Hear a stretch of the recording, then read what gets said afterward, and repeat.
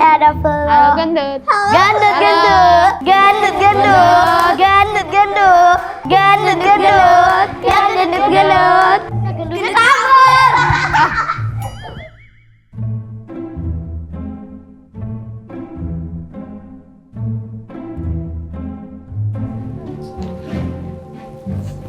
Hello Flo. Makanan dari mama nih. Iu banget sih. Kalian kenapa sih? Apa salahnya aku sama kalian? Aku benci kalian. Ew.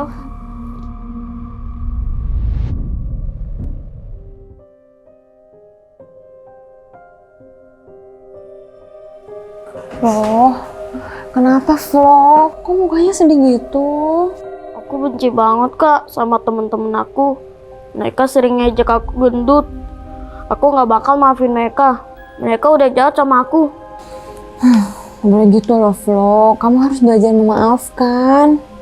Kenapa orang jahat kayak mereka harus dimaafkan? Kan aku nggak salah apa-apa. Pasti kamu sakit hati banget ya sama mereka ya. Karena Anda juga nggak bisa bantuin kamu buat maafin mereka.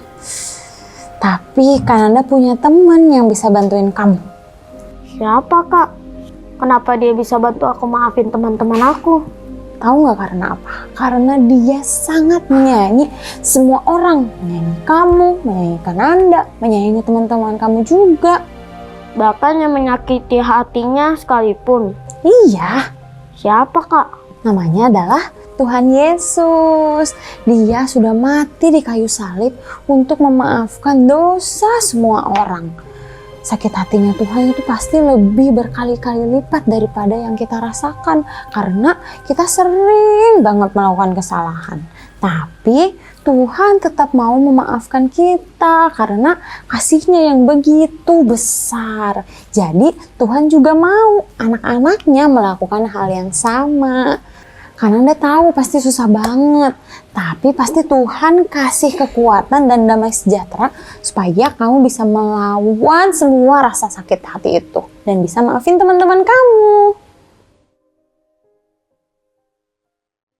Oke Kak, aku mau belajar maafin mereka.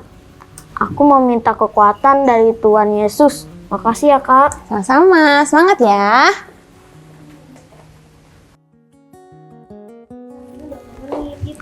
Nih buat kalian, aku mau belajar buat maafin kalian dan berbuat baik dengan kalian. Memang sih awalnya aku benci dengan kalian, tapi Tuhan sudah mengampuni dosaku. Jadi aku juga mau belajar memaafkan kalian.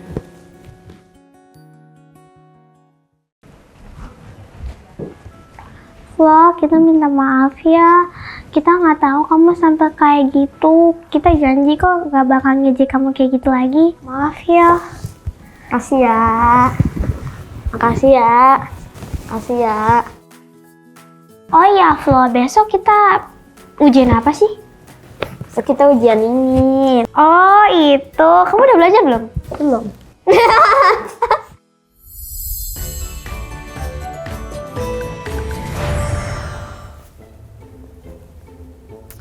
Tadi sepanjang perjalanan, detektif tuh memikirkan pertanyaan ini. Di Alkitab ada nggak ya yang pernah berpikir hal yang sama seperti kasus kita ini? Dan ternyata ada loh Ijen. Kalian mau dengar nggak kisahnya? Oke, nih detektif akan ceritakan. Jadi ada seorang nabi Tuhan yang bernama Yunus bin Amitai. Dia itu berasal dari kerajaan Israel pada kisaran abad 8 sebelum Masehi. Dia hidup di masa kekuasaan Raja Samaria yaitu Yerobeam bin Yowas. Nah, suatu hari Tuhan itu datang kepadanya dan menyuruh dia untuk melakukan sesuatu. Kenapa sih dia itu nggak mau membuat bangsa Niniwe bertobat? Karena Niniwe itu adalah musuh dari bangsa Israel. Dan kelakuan mereka itu sangat-sangat jahat. Sehingga menurut Yunus lebih pantas itu mereka dihukum sama Tuhan. Dan akhirnya Yunus pun pergi nih naik kapal. Tapi dia gak ke Niniwe. Dia malah ke Tarsus yang berlawanan dengan Niniwe. Ia berencana kabur dari rencana Tuhan, bahkan dia berencana kabur dari Tuhan. Tapi kita tahu lah ya, kalau Tuhan itu maha hadir, dia bisa ada di mana saja. Dia itu maha tahu, dia bisa tahu apa yang kita lakukan, apa yang kita pikirkan, kita ada di mana, dia pasti tahu. Makanya akhirnya Tuhan membuat laut yang Yunus lalui menjadi badai yang sangat dahsyat. Karena itu penumpang lain berpikir pasti ini ada seseorang yang berbuat dosa sehingga Tuhan membuat laut menjadi marah. Jadinya mereka membuang undi nih untuk menentukan siapa yang harus dibuang ke laut. Ya siapa sih yang gak tahu kalau di laut itu adalah tempat yang sebenarnya seram.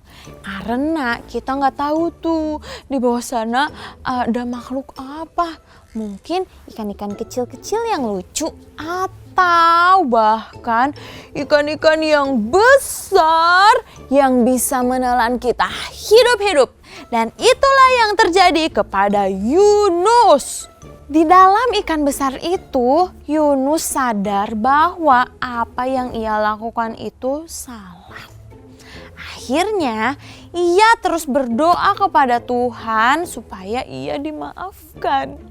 Selain itu, ia juga terus menaikkan syukur kepada Tuhan. Setelah 3 hari di dalam sana, Yunus mendapat jawaban Tuhan.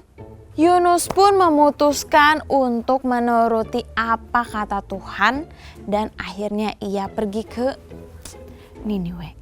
Yunus yakin kalau orang-orang Niniwe yang jahat itu tidak akan mendengarkan apa yang ia bilang karena mereka itu sangat jahat.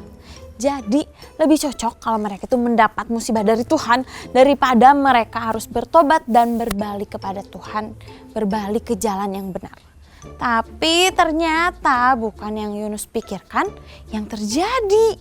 Oke, dari kisah Yunus ini kita tahu bahwa Tuhan mau semua orang merasakan kasih dan pengampunannya.